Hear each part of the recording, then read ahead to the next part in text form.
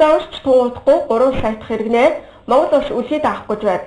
Их тохиолч нацаг дорж агсны хэлсэнчлэн Монголын улс маш олон болтугай гэх сайхан ерөөл. За мөн түнчлэн Монгол улсын ерөнхийлөгчийн одоолаа болъё гэх уриалга биелэлээ олж монголчууд 1918 онд 647 мянга байснаа бодвол төрөлд нэмэгдэж 3 сая болоход ойрхон байна. За гэвч одоолаа болоход учир бий гэдгийг бодлого тодорхойлогч нар умарчжээ. Хүн нэмэгдвэл хүнс нэмэгддэг. Энэ зарчмаар Монгол улс цэцэрлэгийн насны хүүхдүүдийнхээ нийгмийн асуудлыг анхаарах шаардлага үүсэж байна. Мэдээж хүүхдийн эрх зөрчигдөж байгаа. За аюултай орчинд байж байгаа. Одоо 10-аас 15 настай хүүхдүүд дүүнрээ харж байгаа.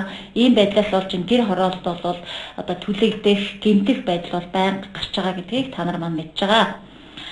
Хүүхэд харах үйлчилгээ бол энэ нийгмийн үйлчилгээний шинэ хэлбэр юм байна. Тэгэхээр энэ хуулийг өргөн барьснаар цэцэрлэгийг устгах гэж байна. Сургуулийн өмнөх боловсролын системийг байхгүй болгох гэж байна гэдэг шүүмжлэл бол нэлээд дагуулад байгаа. Тэгэхээр энэ дээр би нэг зүйлийг хэлмээр байгаа. Энэ бол цоошин нэг төрлийн үйлчилгээ. Өөрөөр хэлбэл 2-5 насны цэцэрлэгийн хүүхдүүд маань хоёр төрлийн үйлчилгээ авч болох юм байна. Нэгдүгээр хүүхэд харах үйлчилгээ, хоёрдугаар сургуулийн өмнөх боловсрол буюу өнөөдрийн цэцэрлэгийн үйлчилгээ.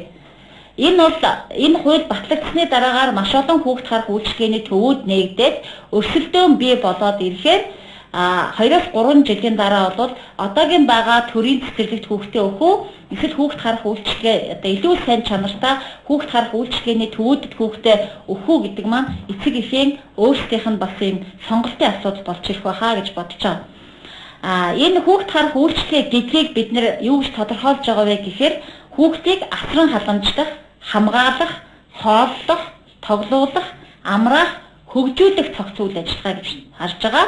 За энэ үйлчлэгийг бол хүн амын хөгжил, нийгмийн хамгааллын яам хариуцах юм байна. За сургуулийн өмнөх боловсрол буюу одоогийн цэцэрлэг бол үргэлжлүүлэн байдгаараа байгаад үйл ажиллагаагаа явуулсараа болно. Бид нар жил болгон улсын төсөвт суулгадаг цэцэрлэгээ суулгаж шинэ цэцэрлэг барих үйл ажиллагааг бол зогсоохгүй үргэлжлүүлэн авч явах юм байнамаа. За 5 настай хүүхдүүд бол сургуулийн өмнөх боловсрол буюу өнөөдрийн энэ цэцэрлэг тийм ээ бид нар бэлтгэл анги гэж ярьдаг. Яг тэрэндээ бол зайлшгүй хамрагдах ёстой. Бид нар хууль батлуулсныхаа дараагаар 5 настай хүүхдүүдэд зайлшгүй энэ одоо төрийн цэцэрлэгт хамрагдаж сургуулийн өмнөх боловсролоо эзэмшдэг болгох ёстой гэсэн шаардлагыг бол үргэлжлүүлэн тавих болно.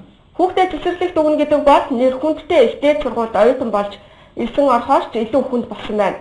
Оршин суугаа харьяаллынхаа дагуу аль эсвэл эцэг эхчүүд ажил төрөлтэй ойрхон цэцэрлэгт хүүхдээ өгье гэхээр хүүхэд авахгүй гэх хариу аваад мухардалд орсон эцэг эхчүүд бишгүй олон байна.